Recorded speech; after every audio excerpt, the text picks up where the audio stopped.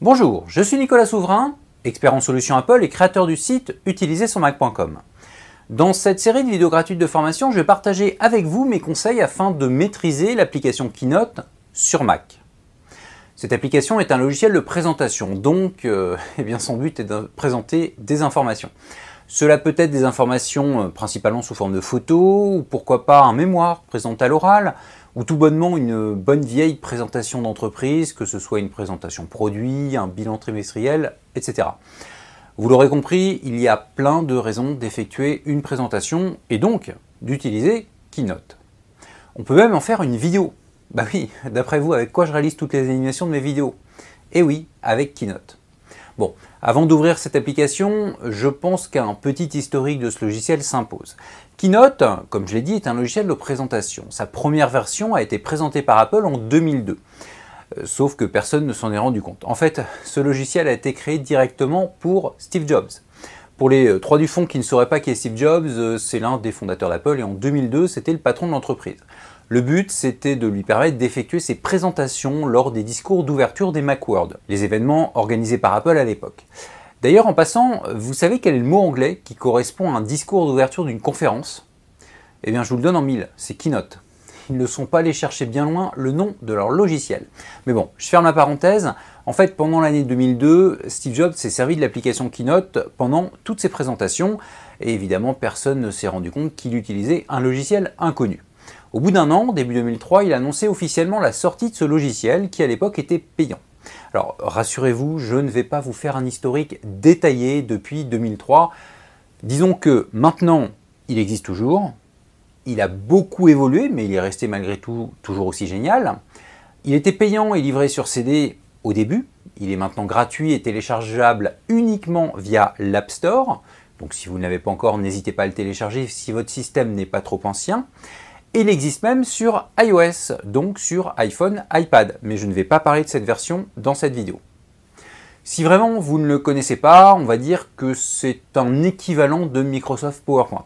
Alors je mets les guillemets parce que franchement, autant je suis le premier à dire que Pages et Word peuvent être complémentaires pour le traitement de texte, ou que Numbers et Excel peuvent être complémentaires pour les tableurs. Autant pour Keynote, je suis désolé, mais il n'y a pas photo. Je le trouve effectivement très simple à prendre en main et surtout les résultats sont toujours superbes. Bref, vous l'aurez compris, c'est l'une de mes applications préférées. Je m'en sers pour quasiment toutes les vidéos que je crée sur mon site, mais également pour d'autres occasions.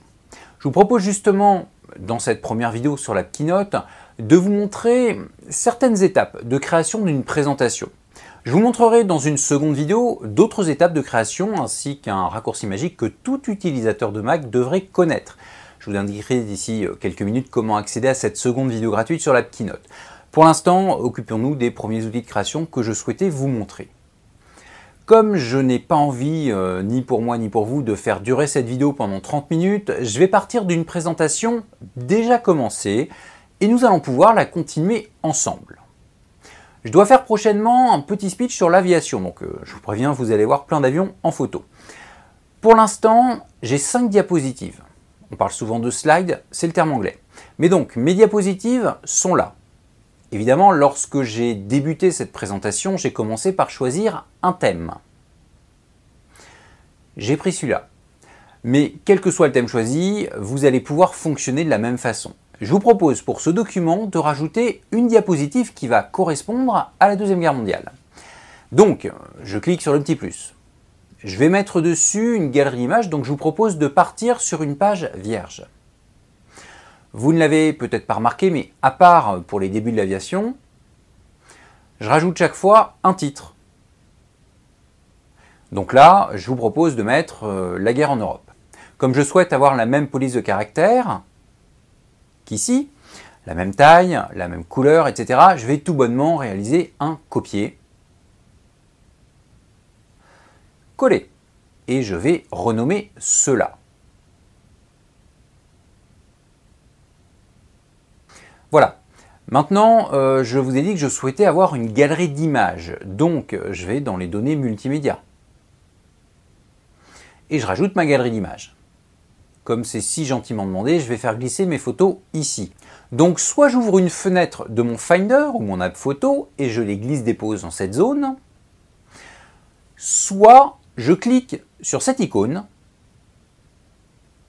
et je vais localiser mes photos. Elles peuvent être dans un dossier, mais également dans mon app photo. Comme vous le voyez, je n'ai pas besoin que celle-ci soit ouverte pour accéder à ce qu'il y a dedans. Bon, pour cette vidéo, j'ai placé les photos dans un dossier. Que voilà. Donc, je les sélectionne toutes. Je ferai le trait après et je les glisse, dépose. Voilà, toutes mes photos sont ici. Bon, le résultat est atteint rapidement, mais je n'ai pas fait un tri de mes photos avant de les mettre. Je ne vais pas toutes les garder. Et en plus, je vais certainement changer l'ordre d'apparition. Rassurez-vous, ça aussi, ça se fera très facilement. Je peux avoir une vision d'ensemble de mes photos en sélectionnant la galerie, puis en allant dans les menus Format, puis Galerie. Je vais supprimer celle-ci. Supprimer celle-là. Celle-là également. Encore une. Celle-là aussi. Et c'est bon.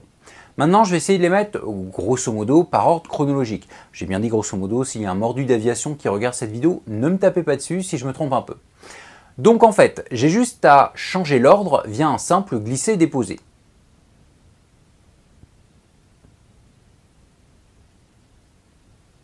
Bon, vous l'aurez compris, rien de compliqué et surtout c'est toujours la même chose. Voilà. Bon. Eh bien c'est pas mal. Je vais peut-être mettre un titre. Alors on va d'ailleurs mettre un titre différent par image. En gros le nom de l'avion à chaque fois. Je vais accélérer cette vidéo puisque c'est toujours la même chose. Ça y est, j'ai mis une légende sur chacune de mes photos. Comme vous le voyez, ce n'est pas compliqué. Par contre, j'ai mis les photos dans une galerie d'images. Ce n'est évidemment pas obligatoire d'avoir une galerie. Je vous montrerai ça dans la prochaine vidéo sur Keynote. Mais avant, il serait peut-être intéressant d'améliorer la présentation de cette galerie. Effectivement, il faut penser qu'une présentation n'est pas juste un enchaînement de textes et de photos. Je peux par exemple, en sélectionnant la galerie, puis en allant dans l'onglet Animer, choisir une action entre mes différentes photos. Glisse-entrant par exemple. Voilà. Par contre, on peut ralentir un peu ce glisse-entrant. Je vais regarder un aperçu en allant dans l'ordre de composition. Alors, ça va pour la vitesse de transition, mais comme dans ma présentation, ces photos vont se dérouler toutes seules pendant que je parlerai, je vous propose, après les avoir toutes sélectionnées avec la touche majuscule de mon clavier, de demander à Keynote un changement automatique de ces photos. Mais avec une pause. Par exemple d'1 seconde. Ça donne quoi? C'est pas mal. Par contre, on peut avoir un aperçu complet de cette diapo avec le bouton Lire. Ah, je vous propose une petite amélioration, à savoir une animation d'entrée sur la première image. Évidemment, je pourrais mettre un glisser entrant également, comme pour les autres. Mais je vous propose plutôt... Tiens, les confettis. Mais en plus rapide. Je regarde ce que cela donne. Ouais, alors peut-être pas aussi rapide. Je vais le ralentir un peu. Voilà. Ça y est, ma galerie photo est prête. Et comme vous l'avez vu, je n'ai rien fait de très compliqué. Alors par contre, je n'ai montré qu'une galerie photo. Vous avez remarqué que mes diapos déjà créés possèdent une ou deux images, pas sous forme de galerie. Je sais que beaucoup de présentations pour le grand public sont juste une façon de réaliser un diaporama photo. Clairement, ce n'est pas pour moi le but premier de ce type de logiciel. Vous avez l'app photo ou même iMovie qui sont deux applications qui feront des diaporamas photo quasiment toujours beaucoup mieux que Keynote. Mais sur Keynote, comme je vous l'ai montré, il est possible d'intégrer une galerie de ce type. Justement, il serait intéressant de vous montrer la création d'une diapositive qui ne possède pas de galerie photo. Eh bien, ça va être pour la prochaine vidéo. Je vous montrerai notamment dedans 3 fonctionnalités permettant d'améliorer grandement le résultat final de votre présentation. L'une de ces 3 fonctionnalités est même carrément indispensable pour créer une présentation qualitative. En plus de ça, mais je vous l'ai dit il y a quelques minutes, je vous montrerai un petit raccourci de derrière les fagots, raccourci qui malheureusement n'est pas très connu. Et franchement, c'est bien dommage parce que ce raccourci ne fonctionne pas que avec Keynote. Et il fait gagner un paquet de temps à l'utilisateur. En tout cas moi, il m'en fait gagner beaucoup. Mais on en reparle dans la prochaine vidéo. Cette prochaine vidéo, justement, sera privée, donc elle ne sera pas disponible directement sur mon site. Toutefois, pour y accéder, c'est très simple, vous avez juste à cliquer sur le lien qui apparaît maintenant en haut à droite de l'écran. Si vous ne pouvez pas cliquer dessus, j'ai rajouté dans la description de cette vidéo, donc eh bien soit en dessus, soit en dessous, le lien en question. Lorsque cela vous sera demandé, vous rentrerez votre adresse email. Dès que la prochaine vidéo gratuite sera disponible, je vous préviendrai et je vous enverrai par email le lien privé afin de la regarder. En attendant, je serais curieux de savoir qui, parmi vous, utilise Keynote et surtout si c'est pour le côté personnel ou le côté professionnel.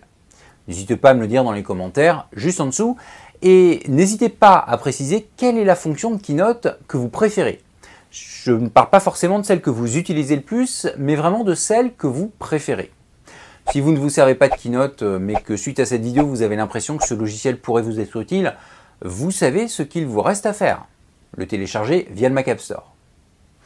Je vous dis à très bientôt afin de continuer ensemble la création de ma présentation.